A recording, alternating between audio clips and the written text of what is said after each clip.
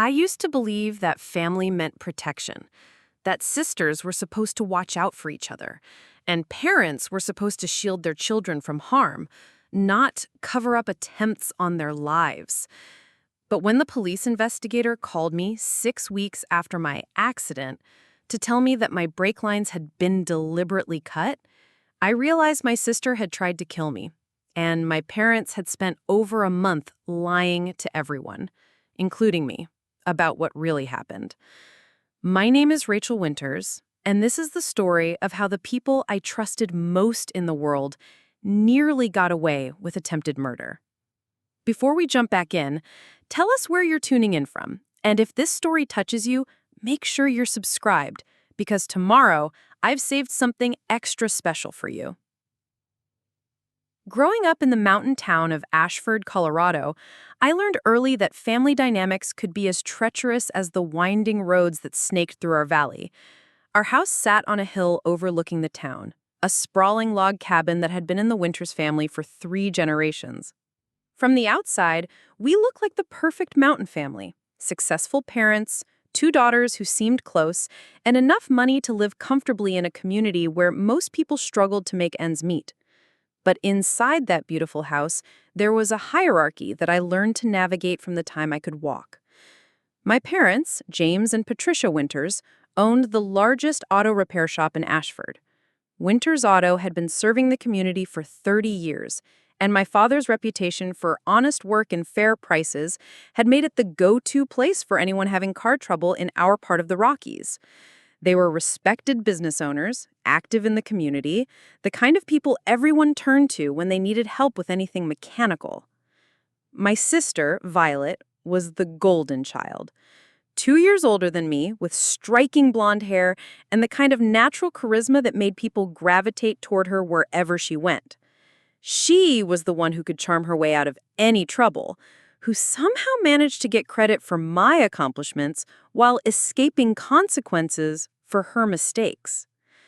I was the responsible one, the backup plan, the daughter who worked at the family business after school and weekends, who knew every tool in the shop by the time I was 12, and who could diagnose engine problems better than mechanics with 20 years of experience. The pattern started early and never really changed. When Violet was 8 and broke the windshield on Dad's truck while throwing rocks at birds, I was 6. She cried and said I had dared her to see how far she could throw. I spent that evening in my room without dinner, while Violet got ice cream for being honest about my supposed bad influence. When she was 16 and crashed Mom's car into a tree after drinking at a party, she claimed she'd been swerving to avoid hitting me on my bike. The fact that I'd been home studying for a chemistry test seemed to not matter. Preparing and narrating the story took us a lot of time, so if you are enjoying it, like this video, it means a lot to us. Now back to the story. Rachel has always been jealous of Violet's social success. My mother would sigh to her friends over coffee. We're trying to help Rachel learn to be more supportive of her sister, but you know how sibling rivalry can be. I learned to stay quiet, to nod when they looked at me expectantly after one of Violet's explanations, to accept the punishments for things I never did because fighting back only made it worse. The story was always the same. Violet was the victim of circumstances, and I was the one who needed to learn responsibility. By the time we were teenagers, the dynamic was so established that questioning it felt impossible. Violet sailed through high school with mediocre grades, but endless social success, while I buried myself in mechanical engineering textbooks and spent every free hour working in the family shop, learning skills that would help me build a future independent of my family's dysfunction. When Violet announced she was going to study communications at the University of Denver, a prestigious school with tuition that cost more than most people's annual salary, our parents didn't hesitate to support her dream. When I asked about help with my own college plans 6 months later, Dad looked uncomfortable, and Mom launched into a speech about the importance of earning your own way in life. "It builds character, sweetheart," she said, not meeting my eyes. "Violet needs more support right now because she's exploring her creative side. You've always been so practical and self-sufficient." Self-sufficient. That was their code word for neglected. I worked 3 jobs to pay for my mechanical engineering degree at Colorado State, then returned to Ashford after graduation to start my own automotive business. I specialized in high-performance modifications and custom restoration work, services that Winters Auto didn't offer, and that brought customers from across the state to our little mountain town. My business, Alpine Precision Motors, was successful from day one. I had waiting lists for my restoration work, and my reputation for innovative modifications had spread throughout the Rocky Mountain region. I was finally building something that was mine, something that didn't depend on my family's approval or support. That's when Violet came home.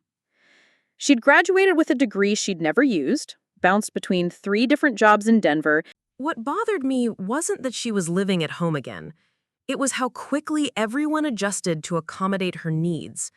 Dad converted the garage apartment into a luxury suite for her. Mom started driving her to job interviews because Violet's car was unreliable. And when Violet mentioned that she was having trouble finding work that matched her skill set, our parents immediately offered her a management position at Winters Auto. There was just one problem. I had been hoping to expand my own business by taking on some of the restoration work that came through the family shop. Dad had been encouraging me to bid on those projects, and I'd spent months developing proposals and building relationships with potential customers. But when Violet expressed interest in exploring the automotive industry, suddenly those opportunities were redirected to give her experience and credibility in the field. Family helps family, Dad explained when I asked about the projects I'd been promised. Violet needs these opportunities more than you do right now. Your business is already successful. The most painful part wasn't losing the work. It was watching Violet fumble through jobs that I could have completed expertly. She had no mechanical background, no understanding of restoration techniques, and no genuine interest in the craft. But she was charming enough to convince customers that she was learning, and our parents were invested enough in her success to cover for her mistakes. I started spending less time at the family shop and more time building my own customer base. If they wanted to hand opportunities to Violet regardless of merit, that was their choice. But I wasn't going to stand around and watch my expertise be diminished to make my sister feel important. The tension came to a head in March when I was offered a contract to restore a 1967 Mustang Fastback for a collector in Denver. It was exactly the kind of high-profile project that could take my business to the next level, prestigious, profitable, and technically challenging in ways that would showcase my skills. I was excited to tell my family about the opportunity during our monthly dinner, thinking they'd finally see that my business was becoming something significant. Instead, the conversation took a turn I hadn't expected. "That's wonderful, Rachel," Mom said with the kind of smile that didn't reach her eyes. "But you know, Violet has been working so hard to establish herself in automotive restoration. Maybe this would be a good opportunity for you two to collaborate." "Collaborate how?" I asked, though I already dreaded the answer. "Well, you could handle the technical work, and Violet could manage the client relationship and marketing aspects. It would be good for both of you to expand your skill sets." I stared at them, trying to process what they were suggesting. They wanted me to give Violet co-credit for a project I'd won based on my reputation, a project that required technical expertise she didn't possess, so she could pad her resume with accomplishments she hadn't earned. "This is my contract," I said carefully. "I earned it based on my portfolio and references. The client specifically requested me." "Of course," Mom said quickly, "but think about how much stronger your proposal would be if you could offer comprehensive services. Violet's communication skills and your technical abilities would make a perfect team." Violet, who had been unusually quiet during this exchange, finally spoke up. "I don't want to take credit for Rachel's work," she said in the sweet, reasonable tone she used when she was about to ask for something significant. "But I would love to learn more about the restoration process. Maybe I could help with documentation, take photos for your portfolio, handle customer updates." It sounded reasonable on the surface, but I knew how these collaborations worked in my family. Violet would start with small, supportive tasks, gradually take on more visible aspects of the project, and eventually be credited as co-lead on the restoration. By the time we finished, it would be her success as much as mine, despite her minimal contribution. But refusing would make me the selfish sister who wouldn't help family succeed. Fine, I said, already regretting the decision, but this is my project, my client, my timeline, my quality standards. Of course, Violet said, flashing that brilliant smile that had gotten her out of trouble our entire childhood. I'm just grateful for the chance to learn from someone as talented as you. The restoration project became a nightmare almost immediately. Violet had no understanding of the precision required for authentic restoration work. She'd show up late, if at all, and spend more time taking selfies with the car than actually learning anything useful. When she did try to help, her lack of mechanical knowledge became dangerous.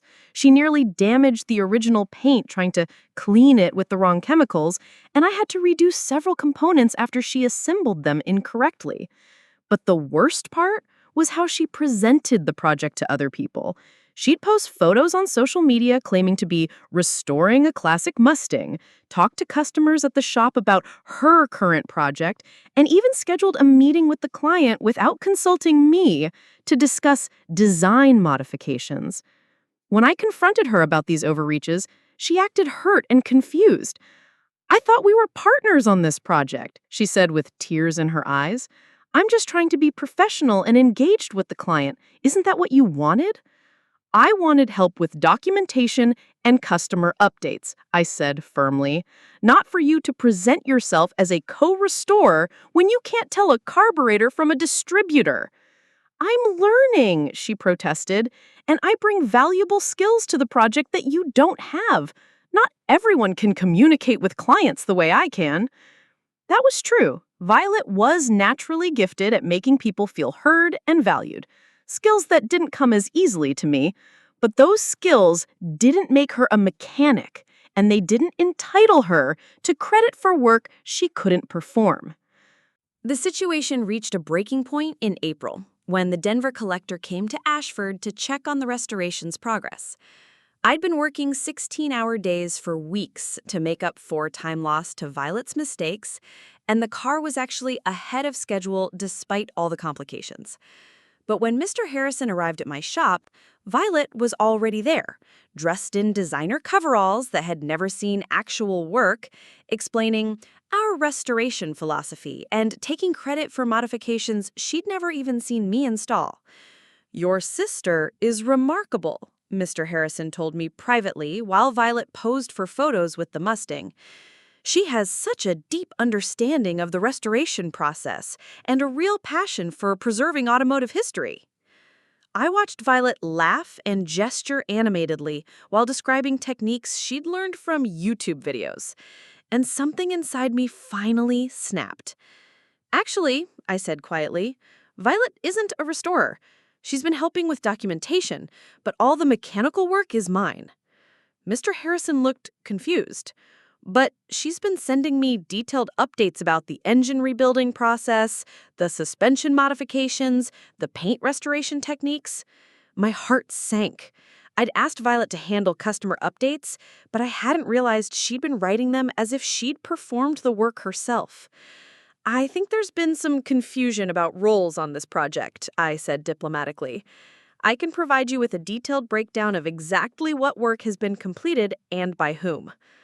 That evening, my family gathered for what turned into the most explosive argument we'd ever had. You embarrassed Violet in front of a client, Mom said, her voice tight with anger. She's been working so hard on this project, and you made her look incompetent. She is incompetent, I said, too exhausted to soften the truth anymore. She can't perform any of the work she's been taking credit for, and she's been lying to the client about her role in the restoration. She hasn't been lying, Dad said firmly. She's been learning and contributing in ways that might not be as visible as turning wrenches, but that are equally valuable. Taking credit for engine work she's never done isn't a learning experience. It's fraud. Violet, who had been crying quietly in the corner, finally spoke up. Rachel, I never meant to take credit for your work. I was just trying to show Mr. Harrison that we're a professional team. I thought you'd be happy that the client was impressed with our collaboration. There is no collaboration, I shouted, causing all of them to stare at me in shock. I had never raised my voice at my family before. There's me doing the work and you pretending to understand what I'm doing well enough to explain it to clients. That's not partnership. That's deception. The room fell silent. I could see my parents processing what I'd said, trying to find a way to make this my fault, rather than acknowledging that their golden child had been lying to a paying customer for months. Maybe you could be more generous in sharing credit. Violet has brought a lot of value to this project, even if it's not the kind of work you recognize. I stared at her, this woman who had raised me to value honesty and hard work, and realized that those principles only applied when they didn't conflict with protecting Violet from consequences. Fine, I said, standing up to leave.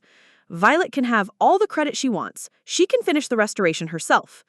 Rachel, don't be ridiculous. You can't just abandon a project halfway through.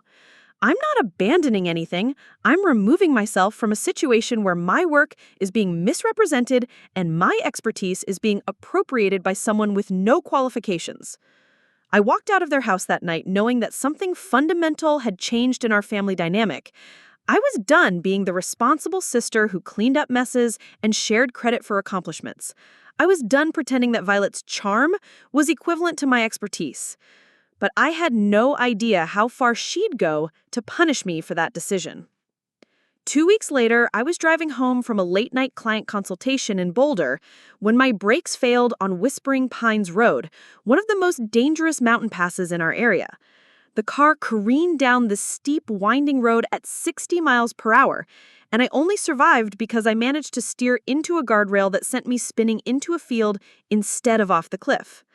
When the paramedics pulled me from the wreckage, I was conscious but badly shaken, with a concussion and several cracked ribs. The car was totaled, but I was alive. My family rushed to the hospital, tears streaming down their faces, full of concern and relief that I'd survived what they kept calling a freak accident. "Thank God you're okay," Mom sobbed, clutching my hand in the emergency room. "When we heard about the brakes failing, we were so scared we might lose you." "These mountain roads are so dangerous," Dad said, pacing nervously around my hospital bed. "We see brake failures all the time at the shop, especially on cars that have been driven hard on steep grades." Violet sat quietly in the corner, looking pale and genuinely distressed. She held my other hand and kept apologizing for our fight, saying none of it mattered now that she'd almost lost me. "I'm so sorry about everything with the restoration project. I never meant to take credit for your work. Family's more important than any job." In that moment, surrounded by my family's apparent love and concern, I felt guilty for doubting their motives. Maybe I had been too hard on Violet. Maybe the brake failure really was just a mechanical problem, a reminder that life was too short to hold grudges over work disagreements. The police report listed the cause as mechanical failure due to brake line deterioration. The insurance company paid out without question. Everyone agreed it was a tragic accident that could have happened to anyone driving those dangerous mountain roads. But as the weeks passed and I recovered from my injuries, small details began nagging at me in ways I couldn't ignore. Like the fact that I just had my brakes serviced 2 weeks before the accident, and my mechanic had specifically commented on how good the brake lines looked. Like the way Violet had been unusually quiet at the hospital, so different from her normal dramatic response to family crises. Like the strange conversation I'd overheard between my parents the day after the accident, when Dad said something about making sure the investigators don't look too closely at the shop records. Most troubling of all was the memory that had been slowly coming back as my concussion healed. The memory of seeing Violet in my shop parking lot very late the night before my accident, even though she had no reason to be there and claimed she'd been home all evening. I tried to push these thoughts away. They felt like paranoia, the kind of dark suspicions that grew from family resentment rather than actual evidence. My family loved me. They wouldn't hurt me. Violet might be self-centered and manipulative, but she wasn't a killer. But the more I thought about it, the more those small details felt like pieces of a puzzle I didn't want to solve. A puzzle that, once completed, would change everything I thought I knew about my family. and about how far some people will go to eliminate competition. 3 weeks after the accident, I couldn't sleep. Every time I closed my eyes, I felt the steering wheel jerking in my hands as my car careened down Whispering Pines Road with no way to stop. But it wasn't the trauma of the accident that kept me awake. It was the growing certainty that nothing about that night had been accidental. I'd spent those weeks trying to convince myself that my suspicions were just paranoia, the result of a head injury and family resentment clouding my judgment. But the more I thought about the timeline, the more impossible the official story became. My brakes had been serviced by Tommy Rodriguez at Mountain View Automotive, just 2 weeks before the accident. Tommy was the best mechanic in 3 counties, the guy other mechanics called when they couldn't figure something out. If there had been any signs of brake line deterioration, he would have caught it. I called Tommy that Tuesday morning while my parents were at the shop and Violet was allegedly job hunting in Denver. "Rachel, how are you feeling?" Tommy asked when he answered. "I heard about your accident. Scared the hell out of all of us when we found out." "Tommy, I need to ask you something about my last service. You checked my brake lines, right?" "Of course, full inspection like always." There was a pause. "Why? Is someone saying I missed something?"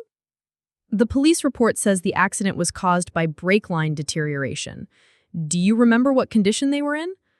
"Rachel, those brake lines were in perfect condition. I commented to my assistant about how clean and solid they looked for a car with that many mountain miles on it.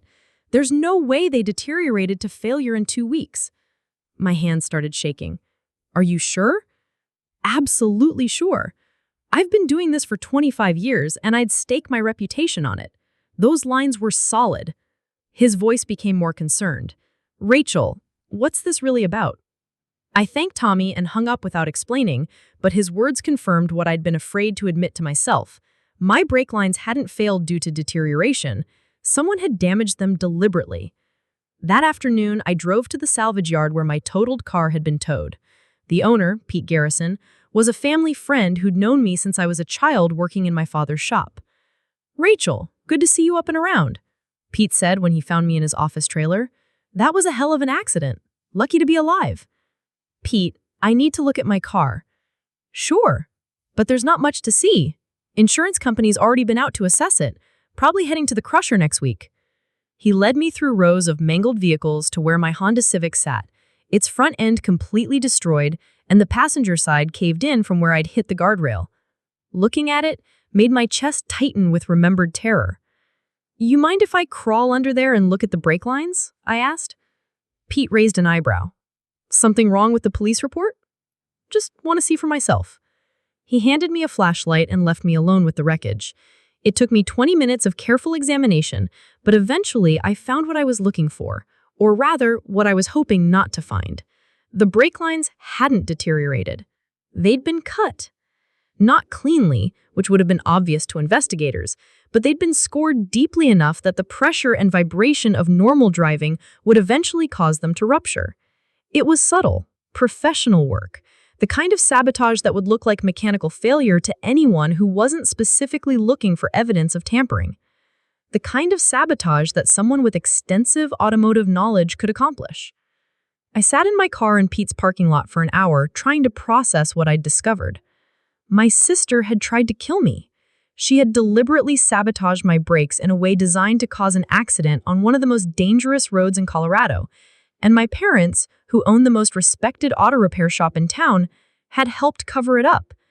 The memory of Violet in my shop parking lot the night before the accident suddenly made horrible sense. She had access to my shop keys because I'd given her a spare when she started helping with the restoration project. She waited until late at night when no one would see her, then spent however long it took to carefully score my brake lines. But why? Because I'd embarrassed her in front of a client? Because I'd refused to let her take credit for my work anymore? Or because she realized that as long as I was successful and independent, she'd always be compared to me and found wanting? I drove straight to my parents' house, the evidence photos I'd taken on my phone burning like acid in my pocket. I found them in the kitchen, drinking coffee and going over paperwork from the shop. They looked up when I walked in, surprised to see me. "Rachel, sweetheart, you look upset," Mom said. "Is everything okay?" I went to see my car today, I said without preamble. I examined the brake lines. The change in their expressions was instant and unmistakable. Dad's face went pale. Mom set down her coffee cup with shaking hands. "Honey, you shouldn't be putting yourself through that," Mom said carefully. "The accident was traumatic enough without—" "The brake lines were cut," I said, watching their faces for any flicker of surprise or confusion that would indicate they genuinely didn't know. There was none. "Rachel, that's impossible," Dad said, but his voice lacked conviction. "The police investigated thoroughly. It was mechanical failure." I pulled out my phone and showed them the photos I'd taken. These are score marks made by a cutting tool. Someone weakened the lines just enough that they'd fail under pressure. Someone who knew exactly how to make it look like an accident. Mom started crying. Not the tears of shock or disbelief, but the tears of someone who'd been caught. "Where is Violet?" I asked. "She's in Denver," Dad said quickly. "She's been staying with friends, looking for work." "Stop lying to me!" The words exploded out of me with 28 years of suppressed frustration. "I know she did this, and I know you've been covering for her. The question is why?" The silence stretched between us like a chasm. I could see them looking at each other, having one of those wordless conversations that long-married couples master, trying to figure out how to handle this crisis. Finally, Dad spoke. "Rachel, you're upset. You've been through a traumatic experience and you're looking for someone to blame." "I'm looking at the evidence. I had my brakes serviced 2 weeks ago and they were perfect. Tommy Rodriguez confirmed it. The brake lines were scored with a cutting tool in a pattern designed to cause delayed failure. Violet had access to my shop and was seen there the night before the accident." "Even if that were true," Mom said through her tears, "you have no proof that Violet was involved. Anyone could have accessed your shop.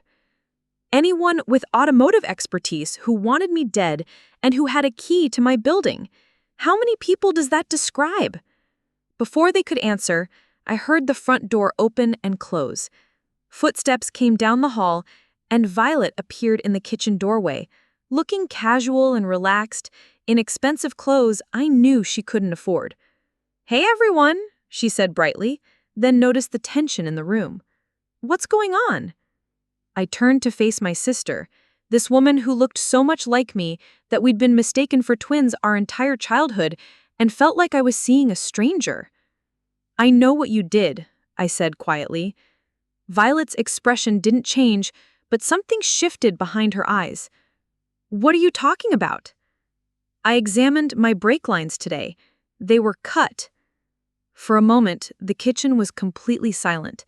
Then Violet laughed, a sound so genuinely amused that for a second I doubted my own conclusions. "Rachel, that's crazy. Why would anyone cut your brake lines?" "Because I embarrassed you in front of Mr. Harrison? Because I refused to let you take credit for my work you couldn't do? Because you realized that killing me would solve a lot of your problems." "Listen to yourself," Violet said, sitting down at the kitchen table like we were having a normal family conversation. "You think I tried to murder you over a restoration project? That's insane." "Is it?" I pulled out my phone again, showing her the photos of the scored brake lines. Someone with automotive knowledge deliberately sabotaged my car. Someone who had access to my shop. Someone who knew I'd be driving Whispering Pines Road that night. "Rachel, honey," Mom interjected, "even if someone did tamper with your car, which seems impossible, you can't seriously think Violet would hurt you.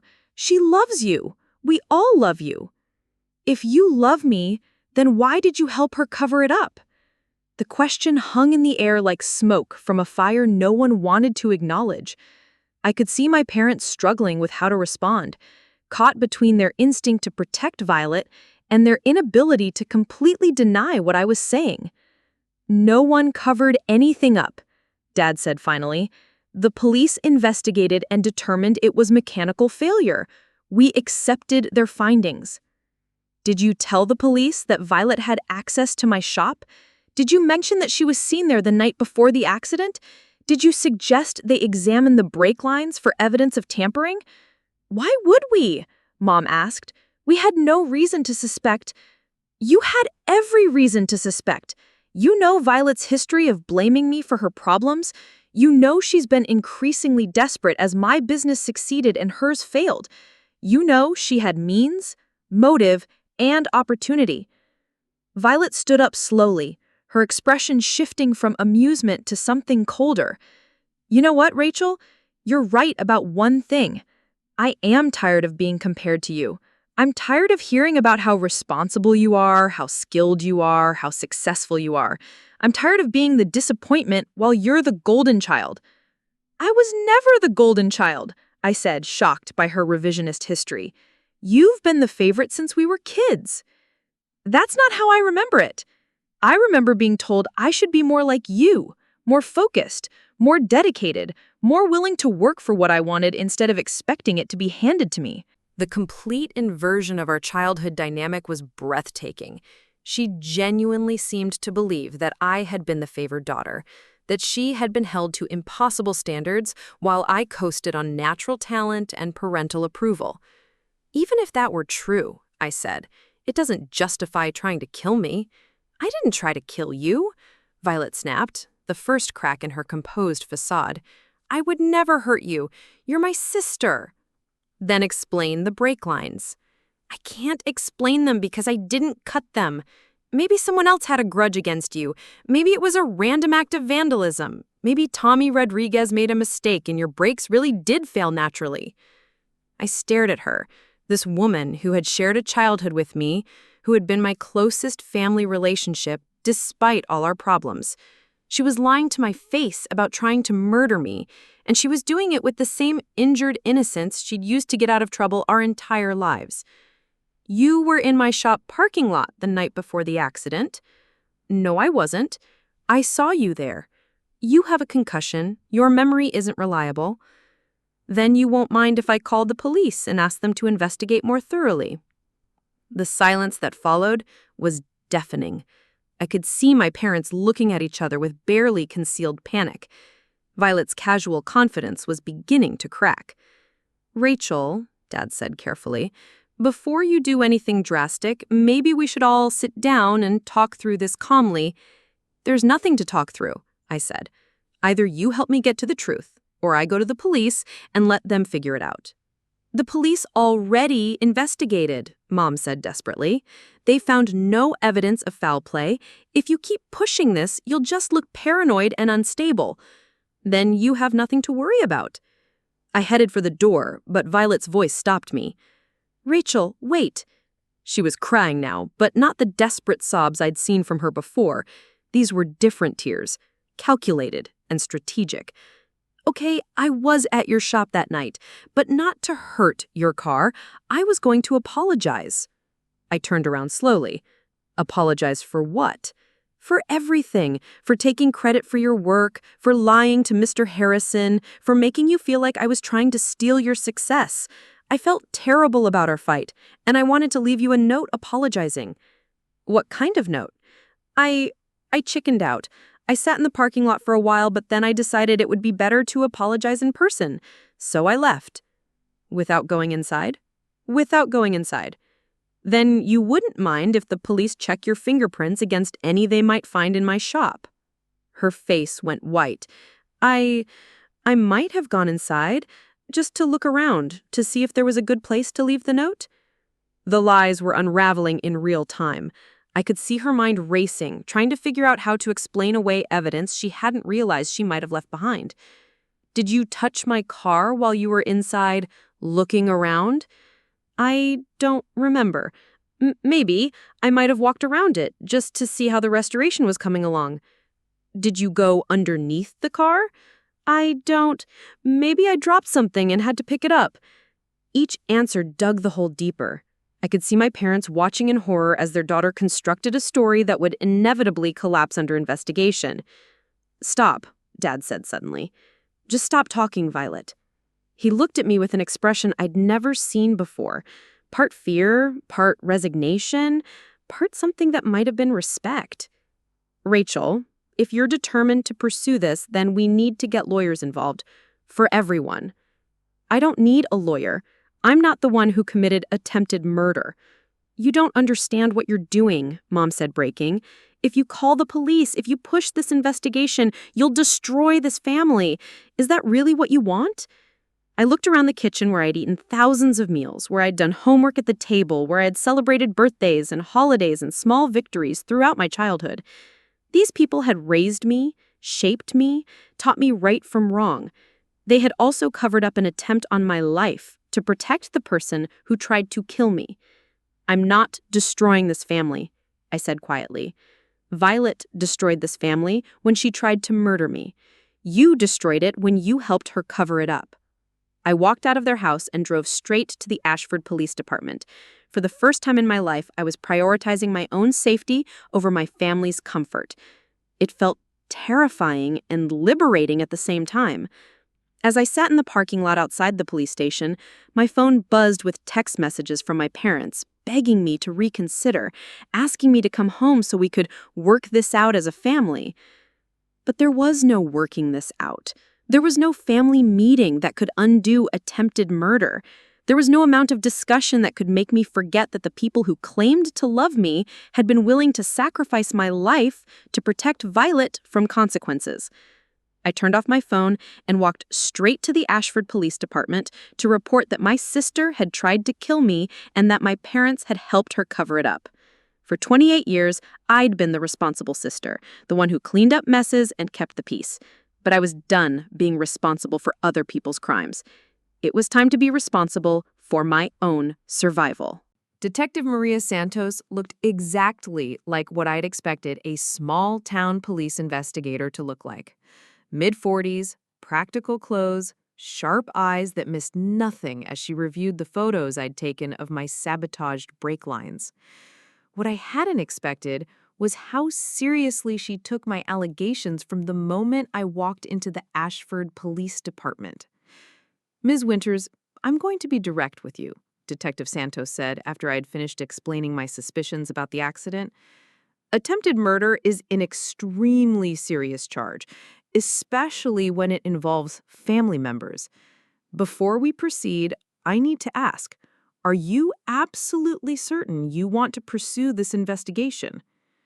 Someone tried to kill me, I said, surprised by how steady my voice sounded. If it had been a stranger, would you be asking me if I wanted to pursue it? Fair point. She made a note in her file. Let's start from the beginning. Over the next 3 hours, Detective Santos took me through every detail of the weeks leading up to the accident. She asked about my relationship with Violet, our recent conflicts, the timeline of events on the night of the sabotage, and the family dynamics that might have contributed to the situation. She was particularly interested in my parents' reaction when I confronted them with evidence. You said your father immediately suggested getting lawyers involved, she asked. The moment he realized I wasn't going to let this go, yes.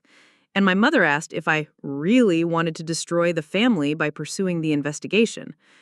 That's not typically how innocent people respond to allegations of attempted murder. Most families would be demanding their own investigation to clear their loved one's name. After our interview, she walked me out to my rental car. Ms. Winters, I want you to understand what we're dealing with here.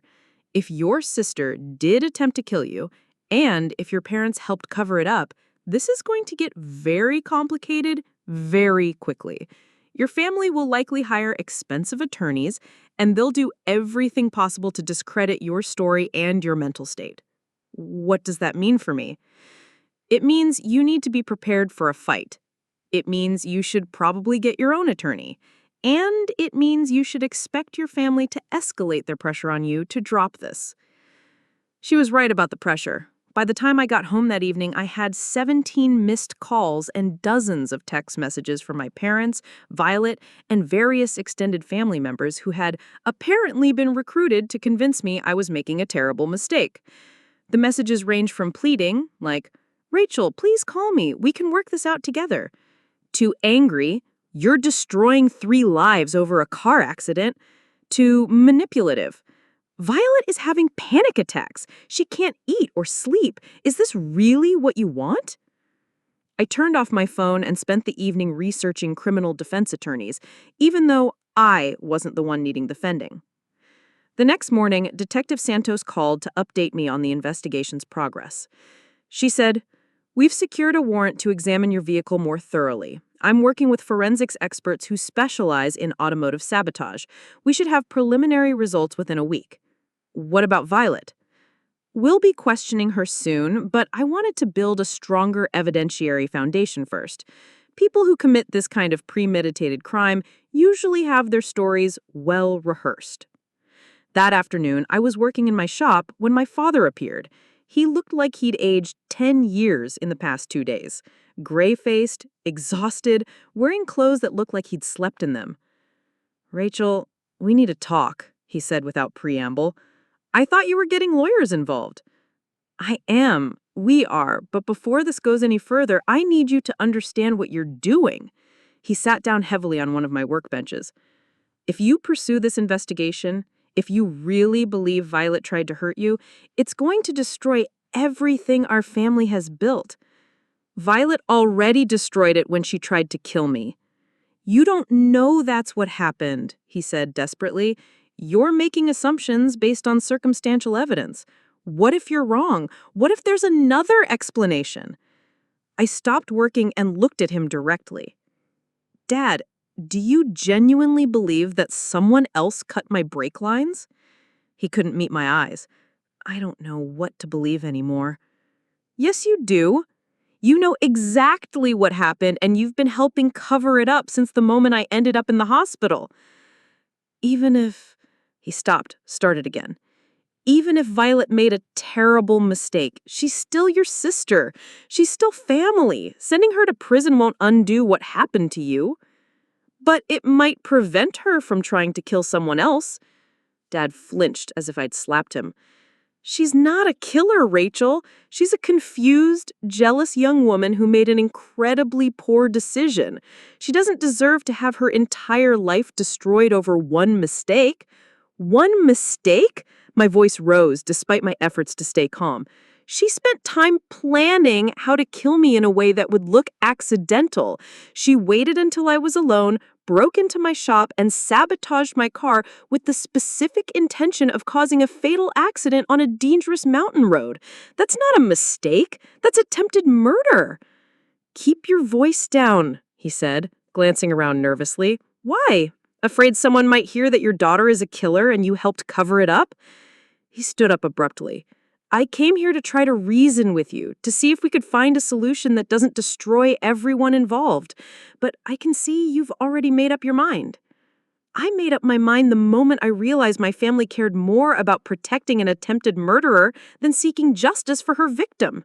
After he left, I called the attorney Detective Santos had recommended. Amanda Kirk had handled several high-profile criminal cases in Colorado and came highly recommended for her experience with family violence cases.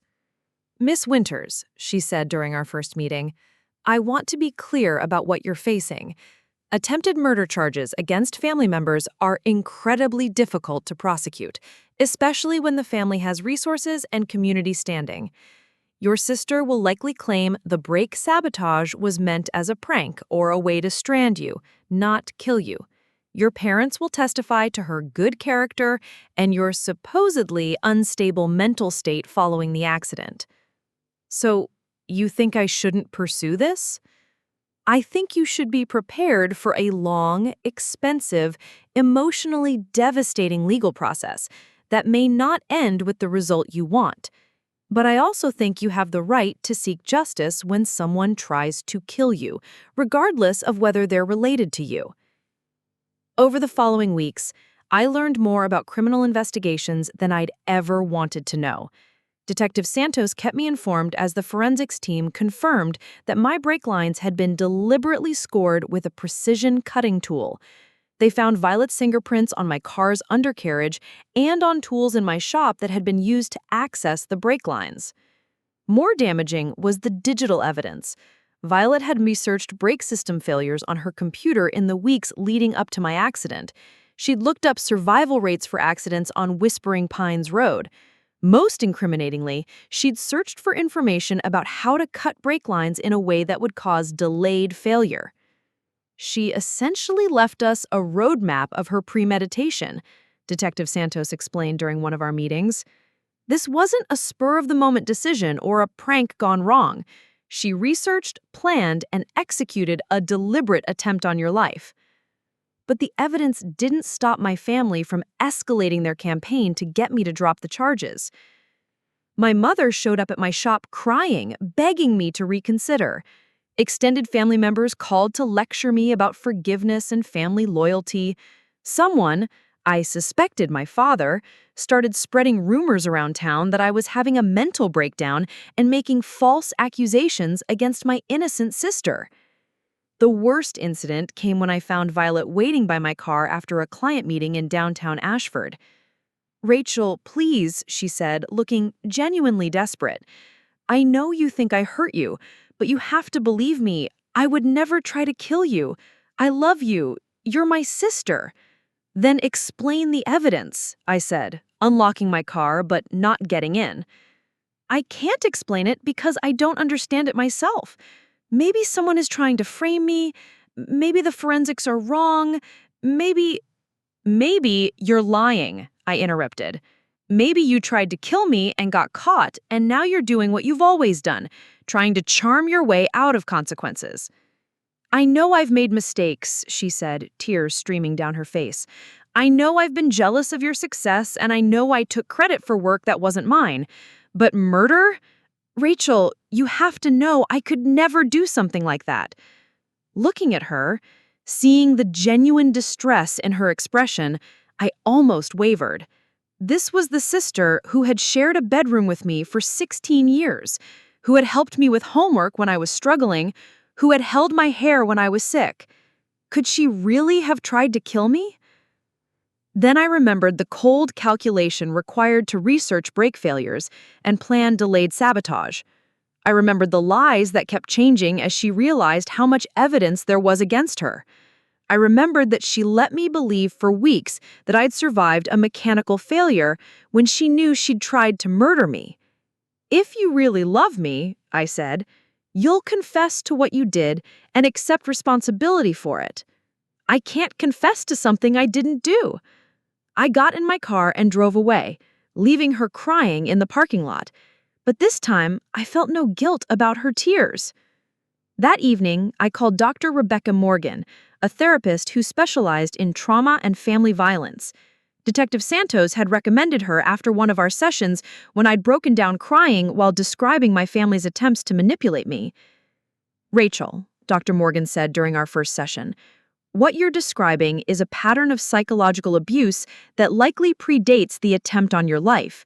Your family has trained you to prioritize their emotional needs over your own safety. They've convinced you that maintaining family harmony is more important than seeking justice when crimes are committed against you."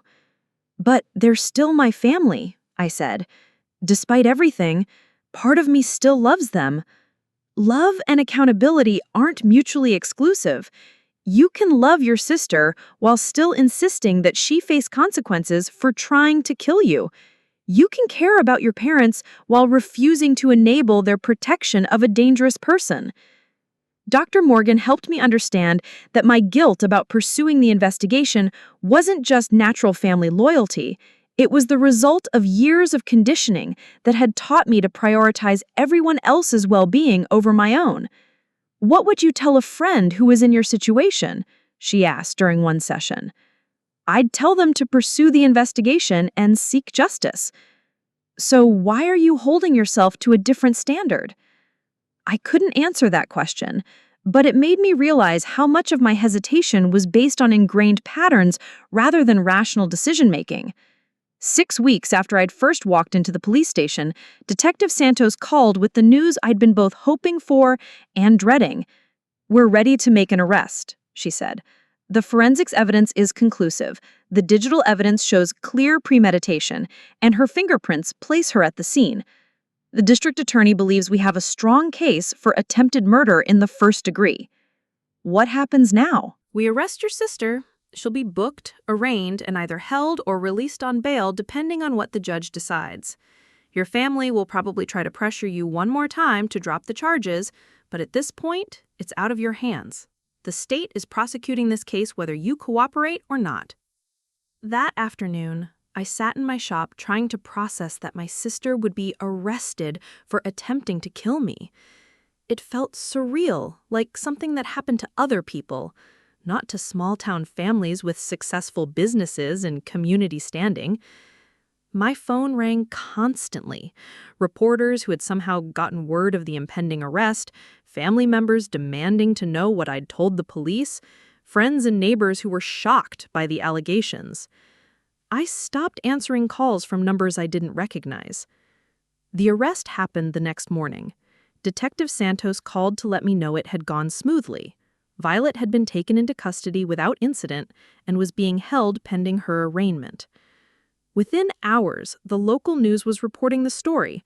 Local woman arrested for attempted murder of sister. The article mentioned our family business, the details of my accident, and the evidence that had led to the charges. My parents' first response was to release a statement through their attorney claiming that I was mentally unstable and that the charges were based on false accusations made by someone suffering from brain trauma. Their second response was to call me directly. "Rachel, you've gotten what you wanted," my father said when I answered.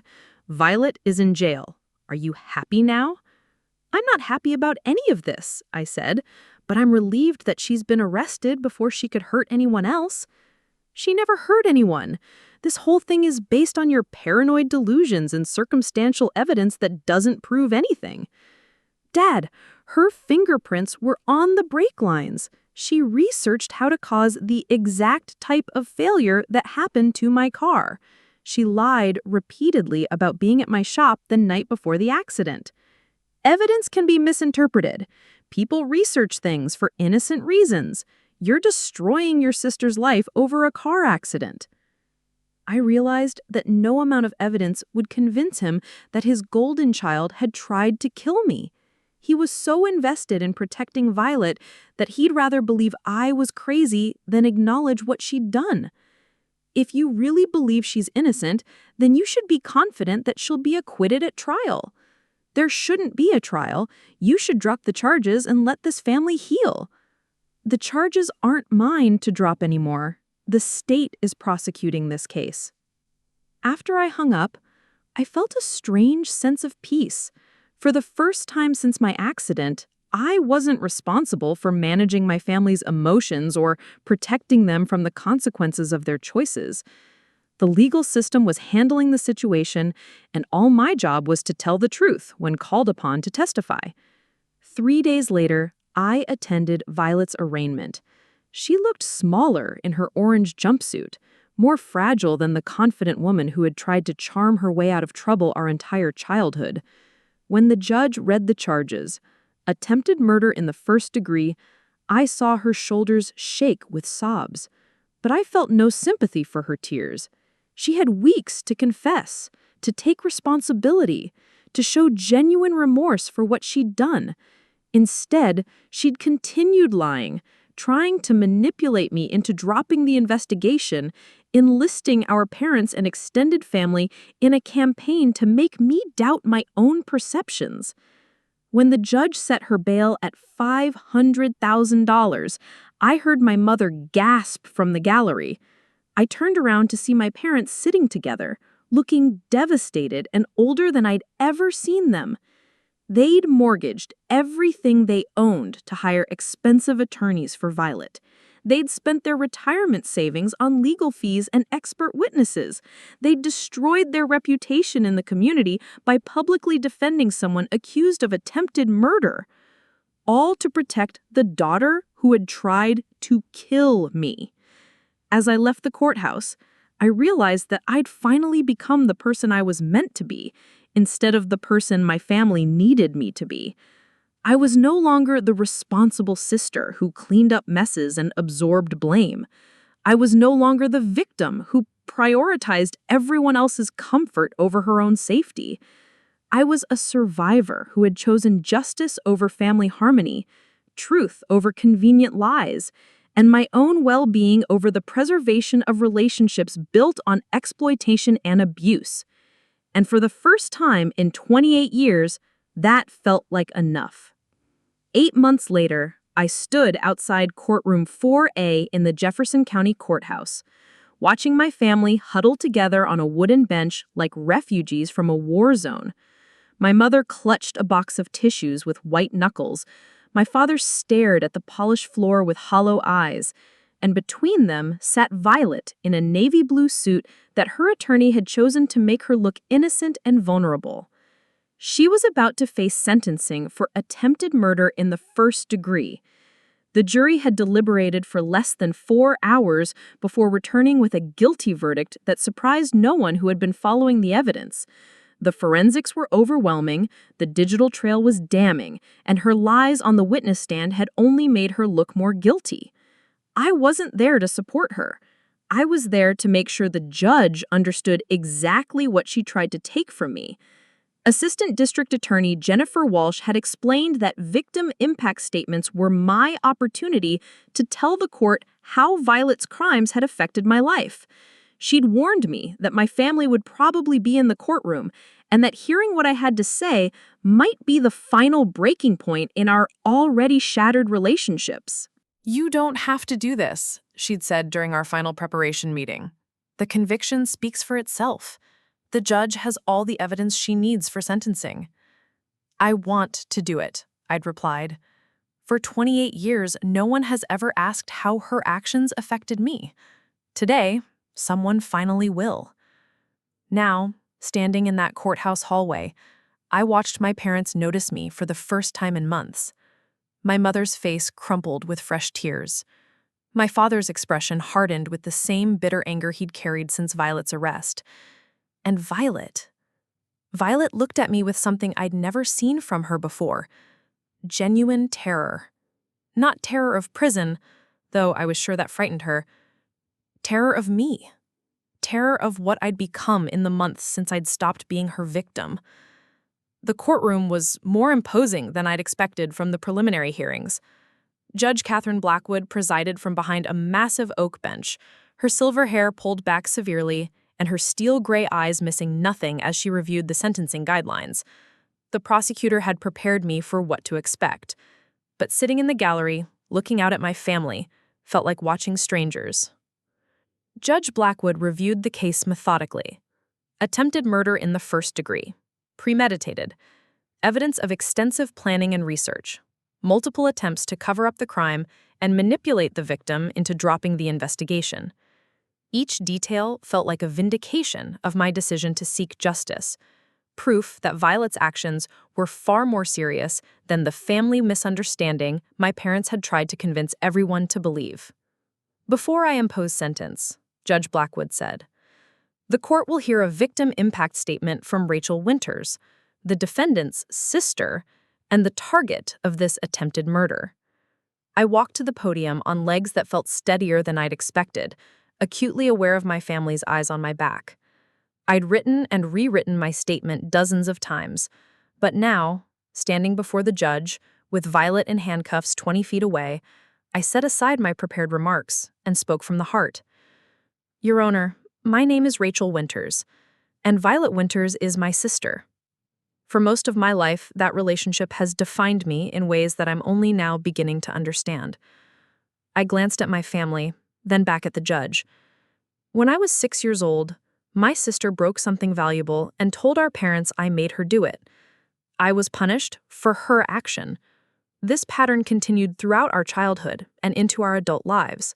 Violet would make destructive decisions, and somehow the responsibility for managing the consequences would fall on me." My mother made a soft sound of protest from the gallery, but I didn't turn around. The attempted murder that brings us here today wasn't an isolated incident or a moment of temporary insanity. It was the culmination of years of escalating manipulation and control. When I finally set boundaries and refused to let her take credit for work she couldn't perform, she decided that killing me was preferable to accepting that I wouldn't enable her anymore. I paused, feeling the weight of the courtroom's attention. For 6 weeks after my accident, while I recovered from injuries that could have been fatal, my family convinced me that what happened was a mechanical failure. They comforted me, supported me, and helped me process the trauma of what I believed was a random accident. What I didn't know was that my sister had tried to murder me, and my parents had helped to cover it up. Judge Blackwood nodded for me to continue. Your Honor, this case isn't just about attempted murder. It's about a woman who spent months researching how to kill me in a way that would look accidental, who broke into my business to sabotage my car with the specific intention of causing a fatal crash, and then let me believe for weeks that I was lucky to survive a mechanical failure. I looked directly at Violet for the first time since entering the courtroom. She was crying, but her tears no longer moved me. When I discovered evidence that my brake lines had been cut and confronted my family with proof, their first response wasn't shock or demands for justice. It was anger that I was destroying the family by refusing to protect my attempted murderer from consequences. I returned my gaze to the judge. Your Honor, I hope the sentence you impose today reflects the seriousness of premeditated attempted murder. I hope it acknowledges that family relationships don't excuse or minimize criminal behavior, and I hope it gives me the security of knowing that the person who tried to kill me can't try again. I returned to my seat in the gallery, sitting as far from my family as possible. Judge Blackwood took several minutes to review her notes before addressing Violet directly. Miss Winters, the crime you committed represents one of the most serious violations of trust I've seen in 20 years on the bench. You didn't just attempt to murder another human being, you attempted to murder your own sister, someone who trusted you enough to give you access to her business and her life. Violet nodded, tears streaming down her face. The evidence shows that this was not a crime of passion or temporary mental instability. You researched brake system failures. You studied accident reports. You planned this murder over a period of weeks, then executed it with cold calculation. The judge's voice grew harder. Perhaps most disturbing is your complete lack of genuine remorse. Throughout this trial, you've lied, manipulated, and attempted to blame everyone except yourself for your actions. You've shown no empathy for your victim and no real understanding of the gravity of what you did. Judge Blackwood opened her sentencing folder. The court sentences you to 25 years in the Colorado Department of Corrections, with the possibility of parole after 18 years. You are also ordered to pay restitution for medical expenses, property damage, and psychological counseling costs incurred by your victim. 25 years. More than I dared to hope for, and exactly what Violet deserved for trying to kill me. As the bailiff led Violet away, she turned back one last time to look at my parents, then at me. I saw her mouth the words, "I'm sorry," but I didn't respond. Some crimes were too profound to forgive, and some apologies came too late to matter. Outside the courthouse, my parents were waiting for me by the stone steps. My mother's face was swollen from crying, and my father looked like he'd aged 20 years since the trial began. "Are you satisfied now?" Dad asked, his voice hoarse with exhaustion rather than anger. "Your sister is going to prison for 25 years because of you." "She's going to prison because she tried to kill me," I replied calmly. "I didn't make her cut my brake lines. I didn't make her research how to cause fatal accidents. I didn't make her lie about it for months afterward." "She made a terrible mistake," Mom said, her voice breaking. "But 25 years? She'll be 53 when she gets out, if she gets out. Her entire life is over." "My life would have been over if I'd gone off that cliff instead of hitting the guardrail. She gambled with my life, and now she's paying the consequences." Dad stepped closer, but not with the threatening posture he'd used during our earlier confrontations. He looked defeated, broken by the reality of what his family had become. "We've lost everything," he said quietly. "The business is failing because of the publicity. We've mortgaged the house twice to pay legal fees. Half the town won't speak to us. And now Violet is gone for 25 years. You lost everything when you decided to protect someone who tried to commit murder," I said. "I didn't cause this. I just refused to be a victim." Mom reached out as if to touch my arm, then stopped herself. Rachel, I know you're angry with us. I know we made mistakes in how we handled this, but we're still family. Doesn't that count for something? I looked at these people who had raised me, who had shaped every decision I'd made for the first 28 years of my life, and felt nothing but pity. Family protects each other, I said. Family seeks justice when crimes are committed. Family doesn't ask victims to sacrifice their safety to protect their abusers. You made your choice when you decided that Violet's comfort was more important than my life. So this is it? Dad asked. You're just going to walk away and pretend we never existed? I'm going to build a life where I don't have to worry about being killed by people who claim to love me.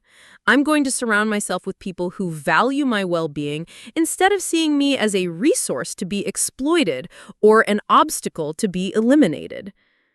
I started walking toward my car, then turned back one last time to look at my parents. Violet will be eligible for parole in 18 years. When that time comes, I'll be there to make sure the parole board understands exactly what kind of person they're considering releasing. But either way, she'll never have access to my life again. I drove away without looking back, leaving them standing on the courthouse steps looking as broken as I'd felt the night I realized my own sister had tried to kill me. But I wasn't broken anymore. 6 months after Violet's sentencing, I sold my shop in Ashford and moved to Denver, where I started a new automotive business specializing in high-end performance modifications. The city offered anonymity that my small hometown never could, and the larger market allowed me to build a client base that had never heard of the Winters family drama. I bought a loft in the Arts District with exposed brick walls and floor-to-ceiling windows that filled the space with natural light. I decorated it exactly the way I wanted, with vintage automotive posters and a collection of classic car models that represented dreams I was finally free to pursue. For the first time in my adult life, every decision I made was mine. The therapy with Dr. Morgan had helped me understand that healing from family trauma was an ongoing process, not a destination. There were still days when I felt guilty for abandoning my parents, moments when I questioned whether 25 years was too harsh a sentence for Violet. But those moments became fewer and farther between as I built a life based on my own choices rather than other people's expectations. I learned to trust my own judgment again. I learned to recognize manipulation before it took hold. I learned to form relationships with people who saw me as a whole person, rather than someone to be managed, controlled, or eliminated. Most importantly, I learned that choosing your own safety over family pressure isn't selfish, it's survival. A year after Violet's conviction, Detective Santos called with an update I hadn't expected. Rachel, I wanted you to know that your sister has been cooperating with investigators in other states. Apparently, she's been linked to 2 other suspicious car accidents involving people she had conflicts with. Other victims? A college roommate who reported her for academic dishonesty, and a coworker who got a promotion Violet wanted. Both survived their accidents, but both involved brake failures that now look suspicious in light of your case. The revelation that I hadn't been Violet's first victim was both vindicating and horrifying. If I hadn't pushed for an investigation, if I had accepted the mechanical failure explanation and tried to heal the family, she might have continued killing people who got in her way. Is she facing additional charges? The other jurisdictions are reviewing their evidence. It's possible she'll be facing more attempted murder charges, which could extend her sentence significantly. After I hung up, I sat in my loft looking out at the Denver skyline, thinking about the person I'd been 2 years ago, anxious, desperate for family approval, willing to sacrifice anything to maintain harmony. Then I thought about the woman I'd become, confident, independent, surrounded by people who valued me for who I was, rather than what I could provide or... The transformation hadn't been easy. Breaking free from family patterns that had been established over decades required courage I didn't know I possessed. But every difficult conversation, every boundary I'd set, every moment I'd chosen my own well-being over someone else's comfort had been worth it. 3 months later, I received a letter from Violet, forwarded through my attorney since I'd made it clear I wanted no direct contact. In it, she wrote about how sorry she was, how much she regretted her actions, how prison had given her time to think about the damage she'd caused. She promised to never bother me again when she got out, to get help for her problems, to somehow make amends for what she'd done. I read it once, then shredded it without responding. Some crimes couldn't be forgiven, and some people couldn't be trusted. Violet would spend the next 18 to 25 years in prison, and when she got out, I'd make sure she stayed far away from my life. But that was a problem for future me.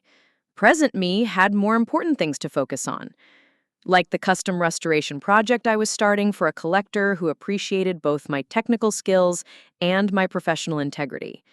Like the new relationship I was building with someone who valued my independence rather than seeing it as a threat. Like the life I was creating based on my own dreams instead of other people's expectations. On a warm spring evening, exactly 2 years after my accident, I stood on my loft's balcony watching the sunset paint the mountains gold and purple. I thought about the woman I'd been before that night on Whispering Pines Road. Trusting, accommodating, willing to sacrifice her own well-being to maintain family peace. That woman was gone, replaced by someone stronger, wiser, and infinitely more free. I'd lost my family, my hometown, and the naive belief that blood relatives would never deliberately harm each other. But I'd gained something more valuable, the knowledge that I could survive anything, the confidence to trust my own perceptions, and the strength to build a life based on my own values rather than other people's needs. For the first time in 28 years, I was exactly where I belonged, and I was never going back. Up next, you've got 2 more standout stories right on your screen. If this one hit the mark, you won't want to pass these up. Just click and check them out. And don't forget to like, subscribe, and turn on the notification bell so you don't miss any upload from us.